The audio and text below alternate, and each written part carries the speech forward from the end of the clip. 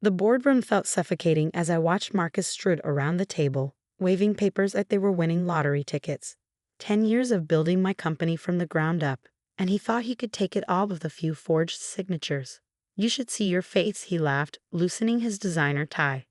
Did you really think I'd let you run this forever? A woman with a high school diploma playing CEO.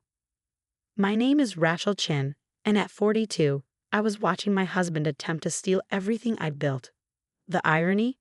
When I met Marcus 12 years ago, he was a junior accountant drowning in student debt. I was the owner of a small but growing tech company, looking for someone to help manage the books. He seemed perfect then, smart, ambitious, and supportive of my vision. He understood numbers in a way I never did, and I trusted him completely. That was my first mistake. The board already approved the transfer of power. Marcus continued, sliding documents across the polished mahogany table. Your signatures on everything. Really, you should thank me for making it so easy. No messy legal battles. I picked up the papers, examining the forged signatures he'd somehow managed to create. My hand didn't shake. My voice didn't waver. Because Marcus had made one crucial error. He thought I was just another self-made entrepreneur who'd gotten lucky. He had no idea I'd been planning for this moment for 3 years. It started with a lipstick stain. Not on his collar. Marcus was too careful for that.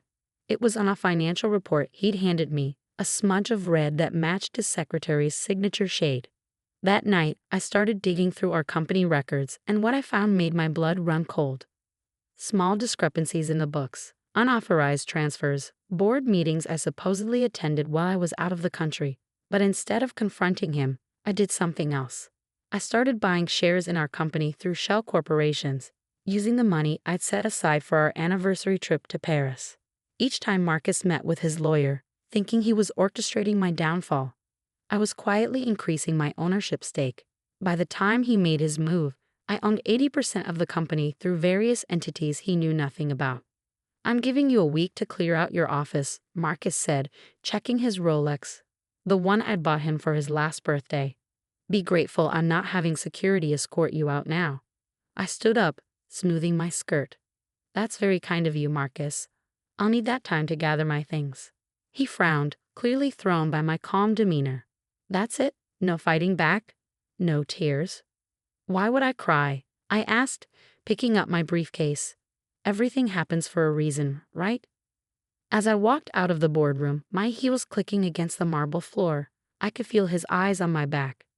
He was probably congratulating himself, thinking he'd finally won, that the woman who gave him everything was walking away with nothing. I pulled out my phone and made a call. Sandra, it's Rachel. Remember that contingency plan we discussed? It's time. Sandra, my lawyer for the past 20 years, had helped me set up the shell corporations. She'd warned me about Marcus 3 years ago when she noticed the first signs of his deception. Men like him, she'd said, they always think they're the smartest person in the room. Use that. And I had. Every step of his plan to take over my company had played right into my hands.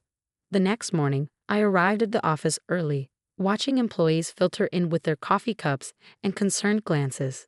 News of Marcus's takeover had spread quickly. I could see the pity in their eyes, the woman who built everything, now losing it to her husband.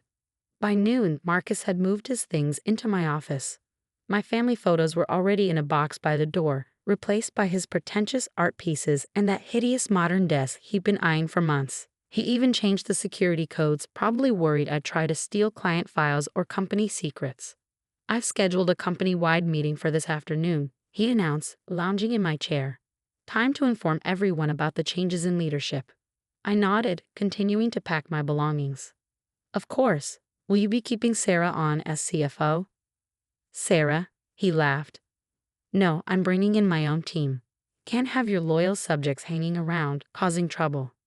Sarah had been with me since the beginning, when we were working out of my garage with nothing but 2 laptops and a dream. She was also the only other person besides Sandra who knew about my contingency plan. The company meeting was set for 3 p.m. in the main conference room. As employees filed in, Marcus stood at the front, practically glowing with self-satisfaction. I sat quietly in the back, next to Sarah, who was gripping her tablet so hard her knuckles had turned white. As you've probably heard, Marcus began, there have been some changes in ownership.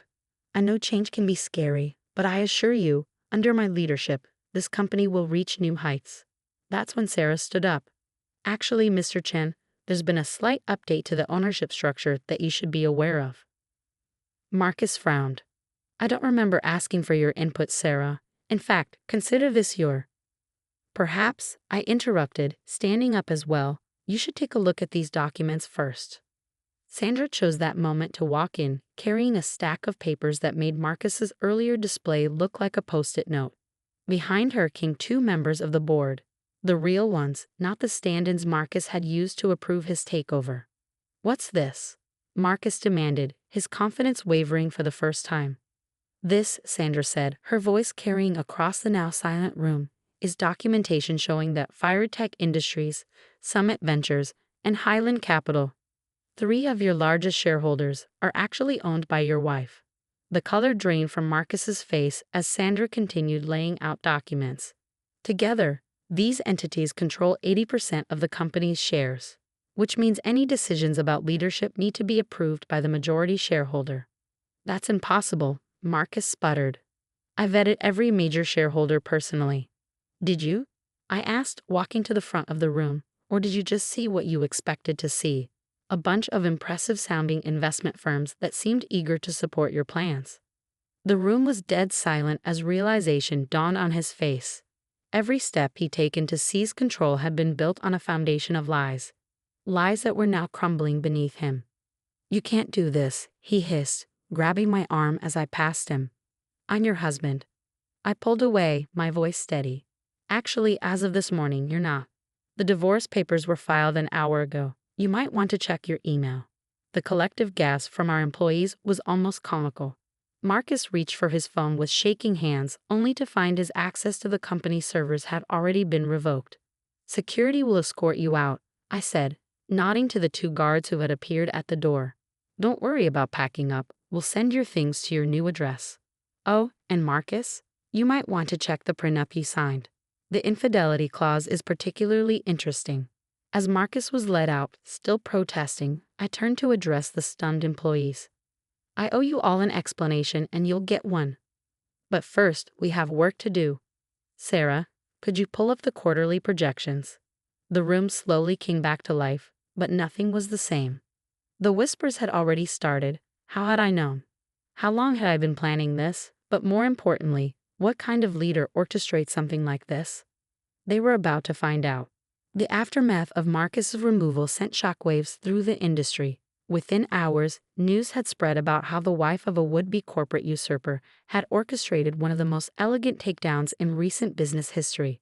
I spent the next week in meetings reassuring clients and partners that the company was stable. But something interesting happened. Instead of causing panic, the incident actually strengthened our position. Clients who had been hesitant to work with us suddenly showed renewed interest. Your handling of the situation, one CEO told me, showed exactly the kind of strategic thinking we want in a partner. Marcus, meanwhile, was discovering just how thoroughly I'd outmaneuvered him. The prenup he'd signed included a clause about infidelity that not only protected my personal assets but required him to repay every penny he'd earned during our marriage if he was caught cheating.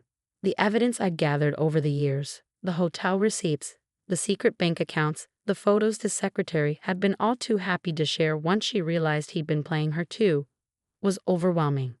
He's trying to negotiate, Sandra told me during one of our daily briefings, offering to drop any claims to company assets if you waive the prenup penalties. I considered it for a moment, then shook my head. No deals. He needs to learn that actions have consequences. The company thrived in the following months. Without Marcus's secret draining of resources, our profits increased by 40%. The toxic culture he'd fostered among certain executives cleared up once they realized their protector was gone. One morning, about 6 months after the takeover attempt, I arrived at the office to find an envelope on my desk. Inside was a letter from Marcus's mother, Margaret. I always knew you were smart, she wrote, but I never realized just how capable you were. Marcus told me everything. Not willingly, but the truth has a way of coming out. I want you to know that while he's my son, I understand why you did what you did. He needed this lesson, even if he doesn't see it yet. I folded the letter and tucked it away in my desk. Margaret had always been kind to me, even when her son wasn't. Her words meant more than she probably realized. The real changes came in how I ran a company. The experience had taught me valuable lessons about trust and vigilance. I implemented new oversight measures, created a more transparent corporate structure, and established a foundation to help women in business protect themselves from similar situations. 1 year after Marcus's failed takeover, I stood in the same conference room where everything had come to a head. We were celebrating our most successful quarter ever, and I had an announcement to make. As some of you know, I began looking at the faces of people who had stood by me through everything. We're launching a new initiative today. The Phoenix program will provide resources, legal support, and mentorship to women entrepreneurs who find themselves in vulnerable positions. Because sometimes the biggest threats to our success come from those closest to us. Sarah, now our COO, was the first to applaud. The rest of the room followed suit, and I felt a warmth that had nothing to do with victory or revenge. This was about transformation, turning a painful experience into something that could help others. Marcus, last I heard, he was working as a junior accountant at a small firm in Denver, living in a studio apartment and driving the same car he had when I first met him. Sometimes karma has a perfect sense of irony. The company continues to grow, but more importantly, it grows the right way, with transparency, integrity, and a commitment to lifting others up rather than tearing them down. The shell corporations I created to protect myself from Marcus now fund programs that help other women protect themselves and their dreams. In the end, Marcus did teach me something valuable. Success isn't just about building something great, it's about being smart enough to protect it. He thought he could take everything from me, but instead he gave me the push I needed to become even stronger. Now, when people ask me about Marcus and the takeover attempt, I just smile and say, sometimes the best revenge is simply being prepared. Because while he was plotting to steal my company, I was learning the most important lesson in business. Trust is good, but documentation is better. The conference room where this all ended is still there, but I've had it renovated. The mahogany table where Marcus once strutted around with his forged documents has been replaced with a modern design that features a subtle phoenix pattern in the wood grain. It's a daily reminder that from the ashes of betrayal, something stronger can rise.